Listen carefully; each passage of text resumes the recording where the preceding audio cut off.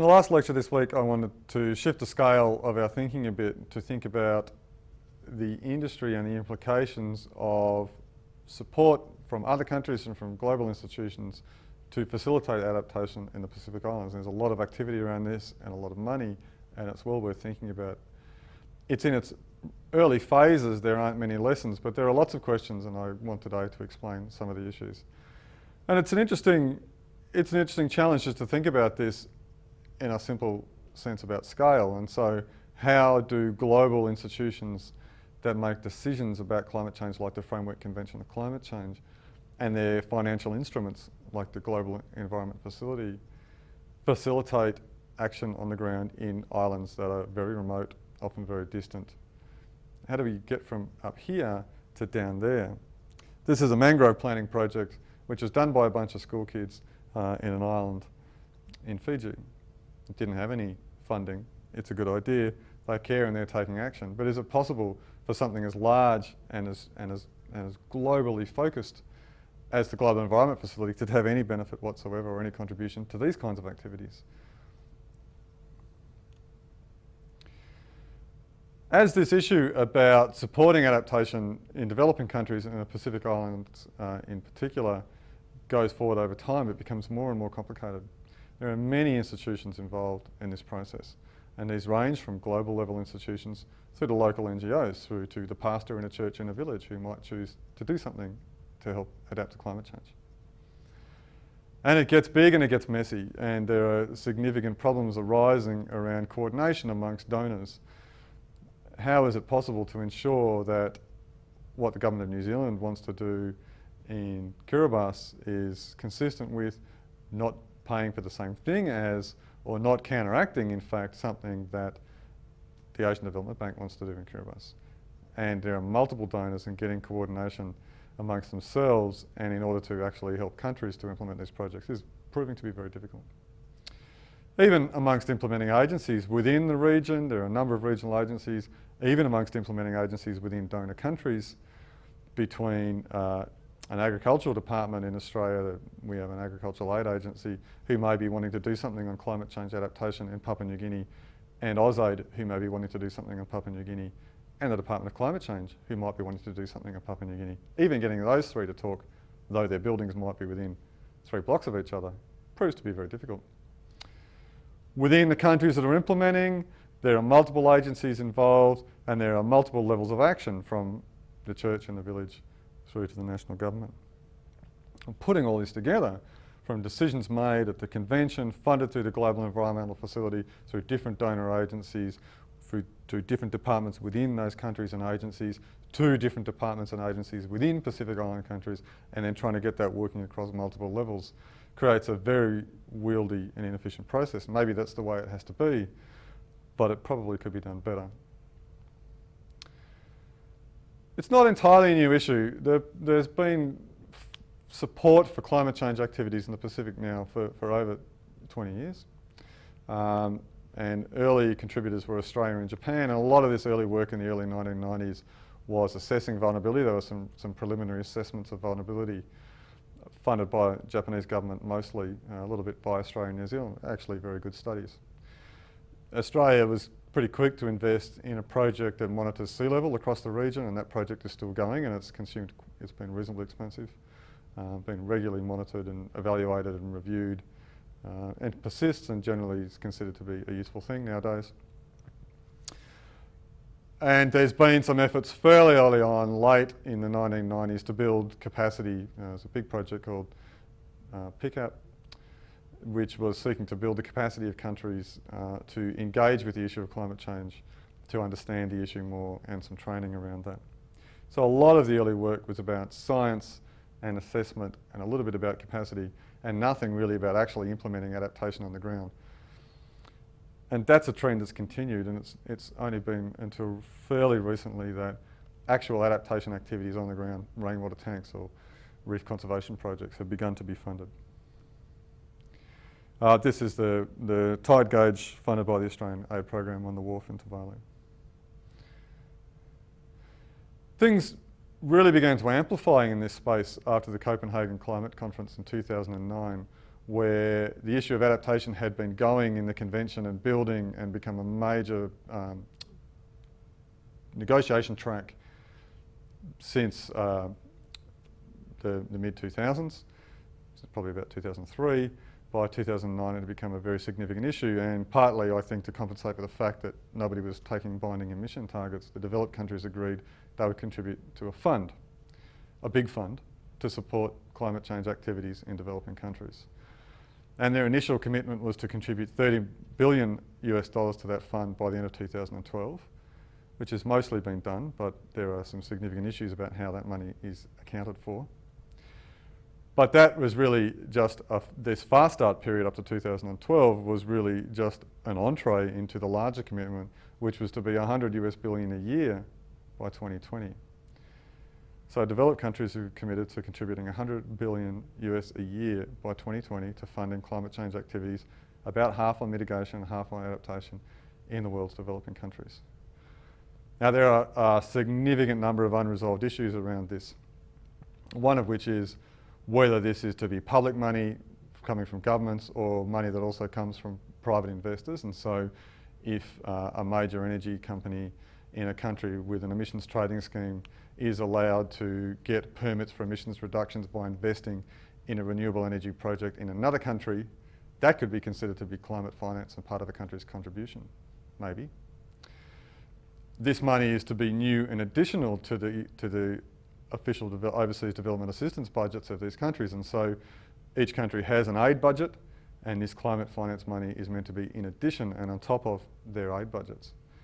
In practice, this is proving very difficult to separate out these two funds. Countries are reluctant to show what's clearly new money and what's clearly aid money.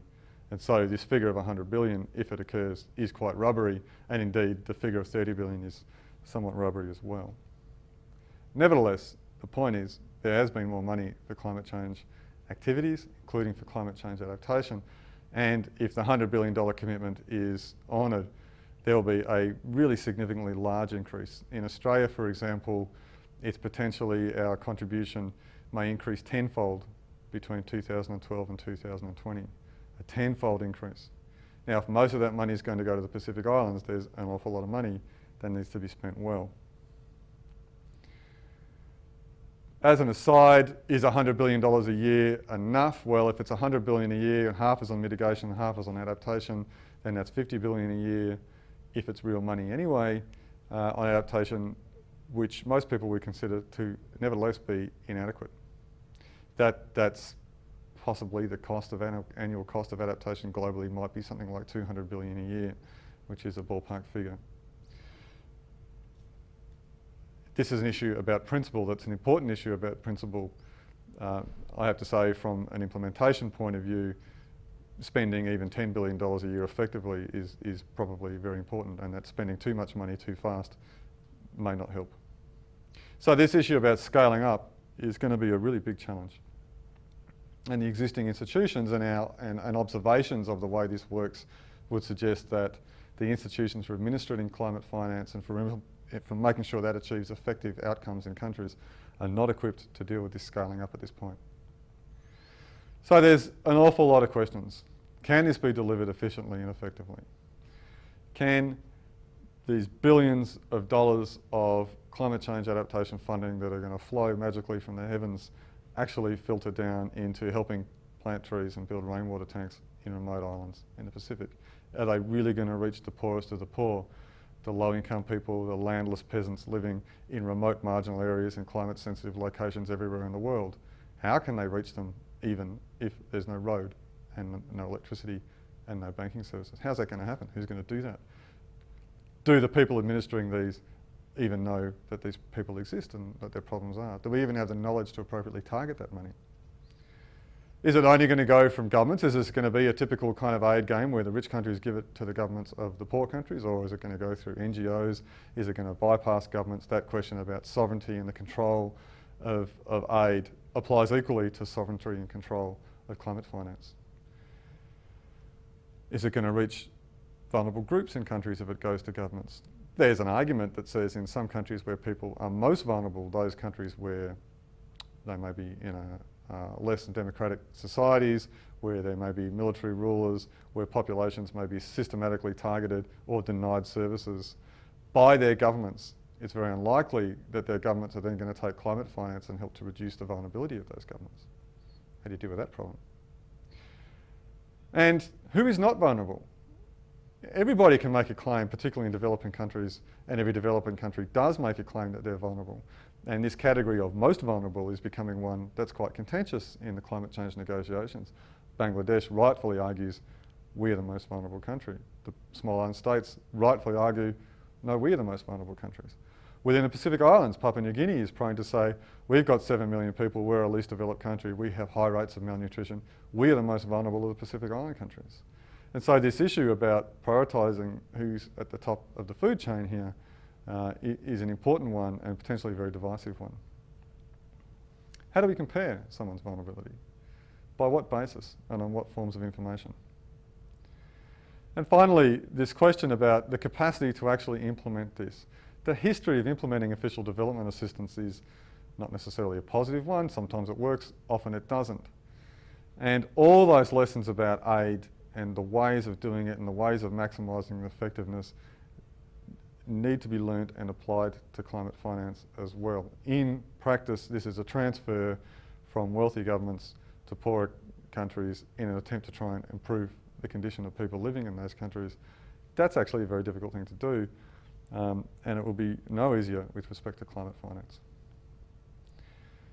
Back to the Pacific, it's not clear how much of the Copenhagen money will reach the Pacific, but Australia will make its share. Australia's share may be something like 200 million a year, and a fair whack of that will be going, so maybe more than 200 million, maybe 2 billion a year.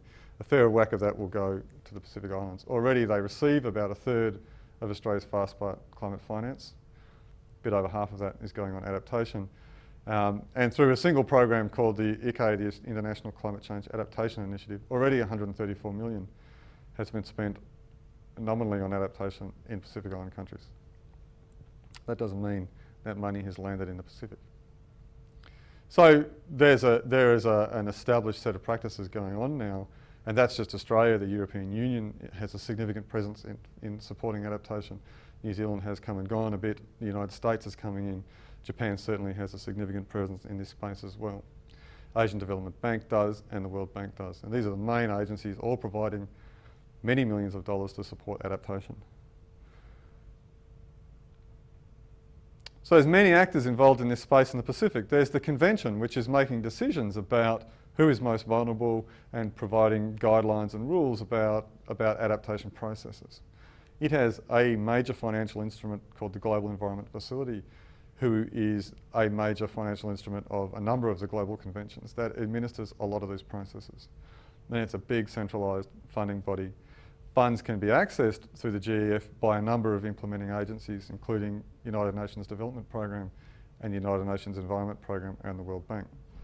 So they work with countries to apply for funding to the GEF to implement activities. That is a very difficult and cumbersome process. And the forms to apply for even small amounts of money are extremely difficult. They have all sorts of arcane rules in them, and countries find them very, very frustrating. It's very difficult for the Pacific Island countries to access money through the GEF, a persistent complaint that they have. And it's all about the project cycle, the paperwork, and making reasons and so on. There are actors at a regional scale working the Pacific. The Asian Development Bank is one. And then there are regional organisations like the Secretary of the Pacific Regional Environment Programme, the Secretary of the Pacific Community, and the South Pacific Applied Geoscience Commission, who are all involved as regional agencies working with countries to implement climate change projects. Regionalism is an important feature of the Pacific Islands. Individual countries on their own, the theory goes that individual countries on their own are too small, don't have the bureaucratic capacity and the technical skills to individually negotiate with bilateral donors, global donors, and to implement activities. They're too small to support a university each, for example, as well. And so they tend to pool these efforts in these regional organisations. And they look to these regional organisations to lead them on many matters and to assist them in many matters, particularly with respect to climate change adaptation.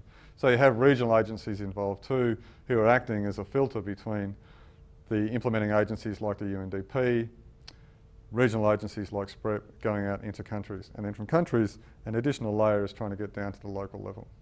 Now through this process from the GEF through to say UNDP, through to SPREP, through to countries, administration fees are taken all the way through.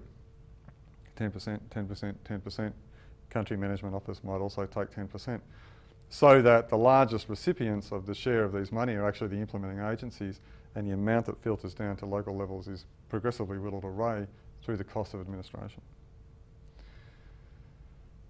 Countries are also heavily involved in this. Each of the Pacific Island countries and territories are involved, and the 16 main ones are certainly fairly engaged in this. And then you have bilateral donors as well as these regional funding organisations and global funding organisations. And the main ones, as I said, Australia, Germany, Japan, US and the European Union. So they're coming in too. And there's an awful lot of supply of activities, an awful lot potentially of supply of funding, each with their own rules, each with their own project cycle requirements, each with their own ideas, each with their own motives, overlapping on a range of regional organisations with a range of countries coming in. It's messy. And then there's local organisations also heavily involved. Universities like the University of South Pacific, very heavily involved in many activities in the region. Non-governmental organisations, global ones like IUCN and WWF, but very local ones as well.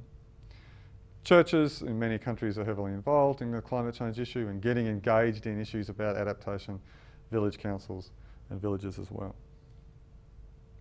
Big complicated space, lots of money being pumped into the system.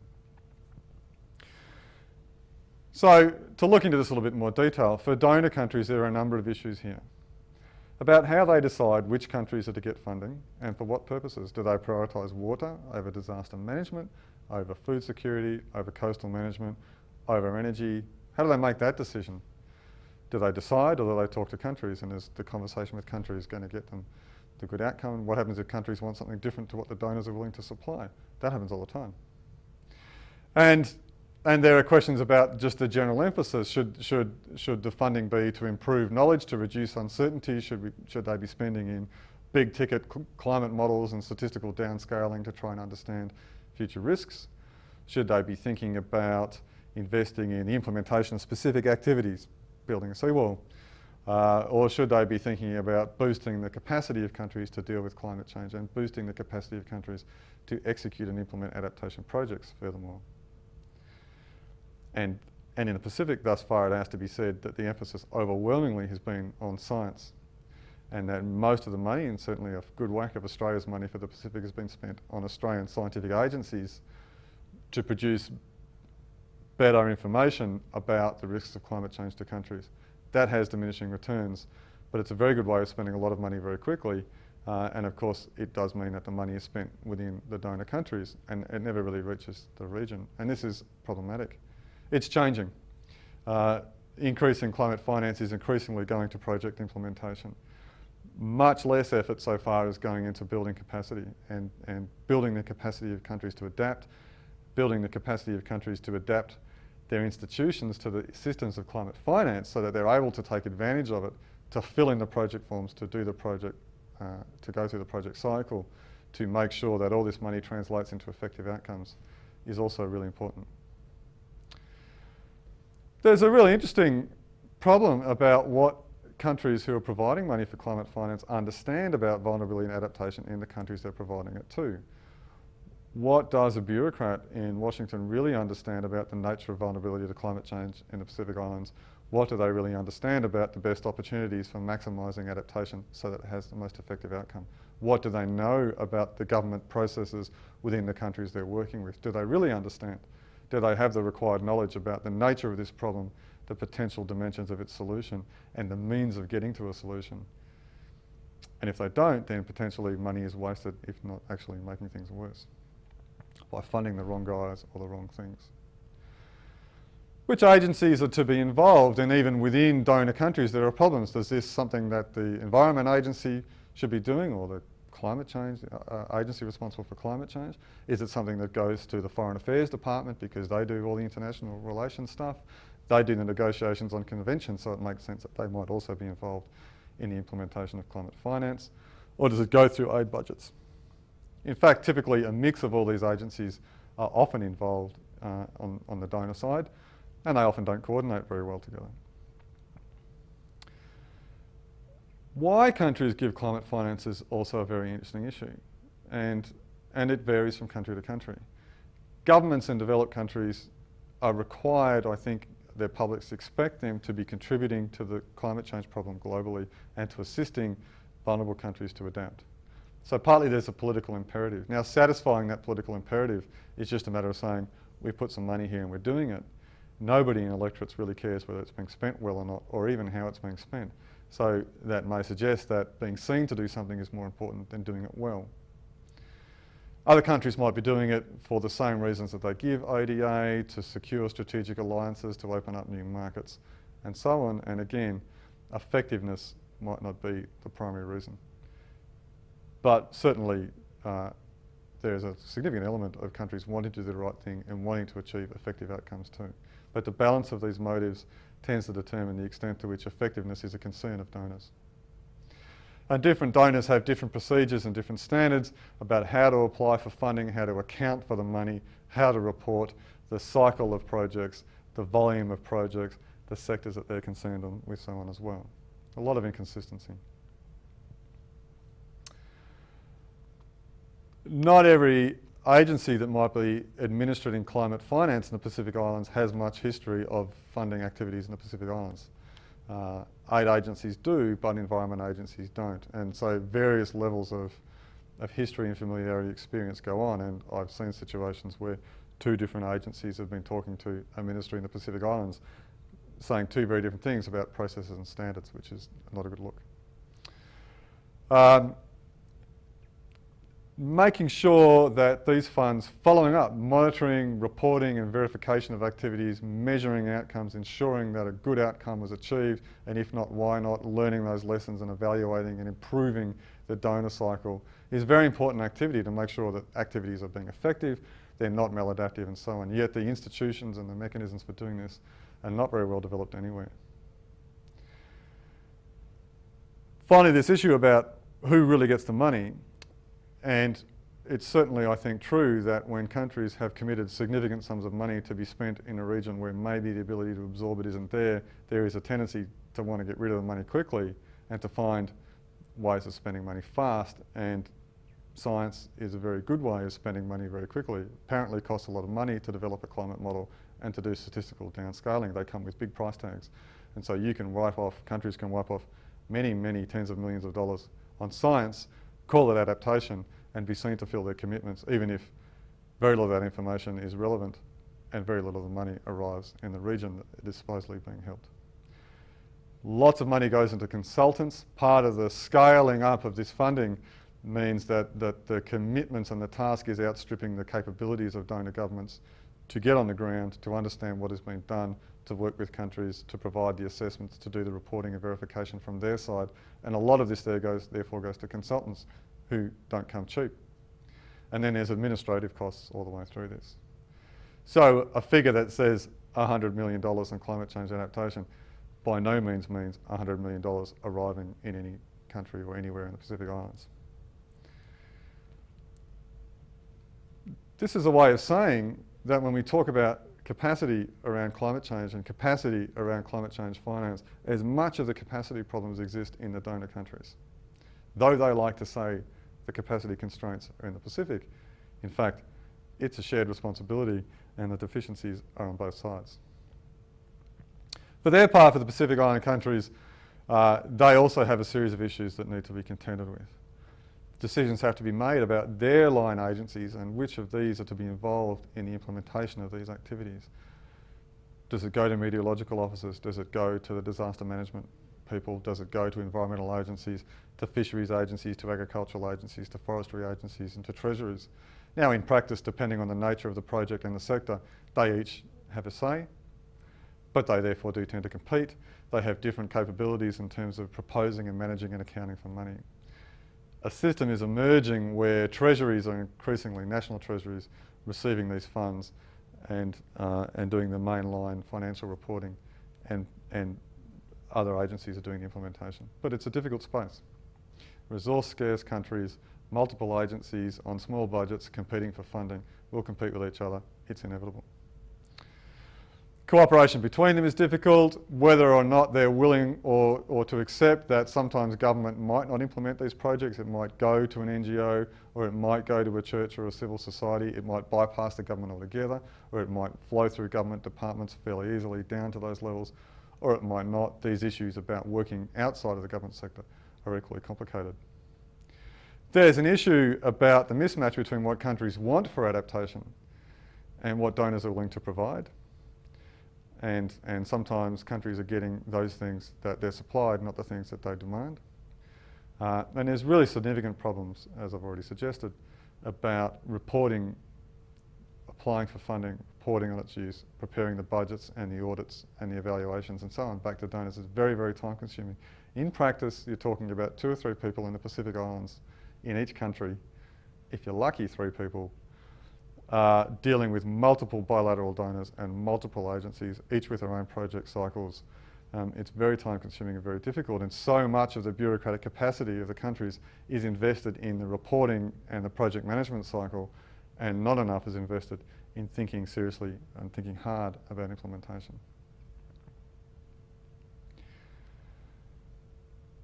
Countries too have a problem about what to fund, and knowing how to prioritise and knowing who is most vulnerable and knowing the best way forward. Adaptation isn't easy, and if adaptation is a portfolio of little things, that therefore implies lots of little projects with lots of little bits of reporting and accounting and budgeting and so on. So there is a tendency on the donor side and the country side to want big things with lots that acquit lots of money that may hopefully achieve a significant impact through a single project cycle. Improving a wharf is therefore a much more attractive option. It spends more money than putting a rainwater tank on every household in an outer island. And so there is a tendency to fund or for adaptation to go into infrastructure type things rather more than community-based adaptation activities, which are cheaper, slower, and need to occur at the level of single villages or groups of villages. And so to do community-based adaptation is hundreds, if not thousands, of projects across the region, whereas there's only so many wharves. The significant challenge across all of these constraints is about scaling up. And so a potential tenfold increase in climate finance to the Pacific Islands without probably a 20-fold increase in the capacity of countries to implement and execute that money is going to be wasted money. The capacity to absorb and to execute and make this work effectively on both the donor and the country sides is significantly lacking, and will be vastly inadequate given the sums of money that are potentially coming. To put this into perspective, Australia has spent about $100 million on climate change adaptation research only through 2 main institutions over the last 4 years. Population of 23 million people, 36 universities, wealthy, well-developed society, lots of capability. Probably $100 million hasn't been entirely well spent. So we're now talking, to put this into some other context, about 16 countries with a population of 7 million people with 2 universities receiving 20 times that much money per annum, trying to implement that effectively to achieve an adaptation outcome. The maths isn't real good. It's not to say that this isn't a good idea and the intentions are bad, but it is to say to make the most of all this goodwill and funding, significant investment in making it work is required. And that's probably a larger priority than finding the money. This is a wharf in Tonga. This is the kind of thing, and this is being improved. At the moment, it makes sense. There's nothing wrong with this idea, but it spends a lot of money a lot quicker than a community-based adaptation project like in this village in Fiji that's putting in 2 rainwater tanks across the 1,000 or so villages in Fiji. This is a significantly different administrative proposition. Which is more effective? It's actually hard to say that one is better than the other, but it is easy to say that one is administratively easier than the other. So this is a significant, interesting dimension about the issue about adapting to climate change in the Pacific Islands. There is a lot of goodwill and there's a lot of good intentions to facilitate adaptation in the Pacific Islands. The point is being received. These places are vulnerable. There is an obligation to assist them to assist with the facilitation of adaptation, but not many ideas yet about how to do that well, and a lot of money has come forward and that has outstripped the capability and the knowledge and the institutions to do this well. The capability to do this well is limited. There are constraints on both sides. It's not just a country problem, it's also a donor problem. The donors are poorly coordinated. The donors themselves have all sorts of capacity constraints. It's probably the case that too much money has been spent too fast.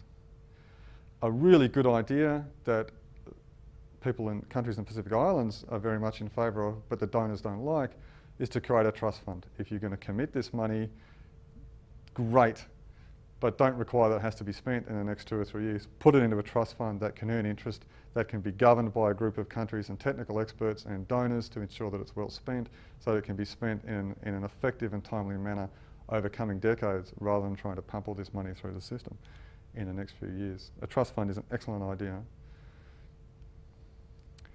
There's a real need to build capacity on all sides so that everything can be done more effectively and efficiently, and more importantly, that all this can be scaled up to reach beyond the main islands, to reach beyond the big infrastructure items, to extend out through the region, through systems of extension, through networks of community-based adaptation processes, so that the most remote and vulnerable groups can also benefit.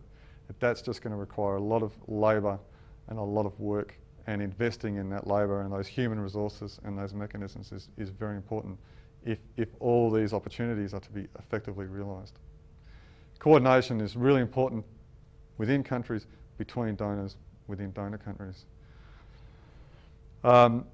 More of this money needs to be spent in the Pacific Islands on adaptation activities that they consider to be important, and a fair bit less spending on climate science in developed countries, which has diminishing and marginal returns for the purposes of adaptation to most countries.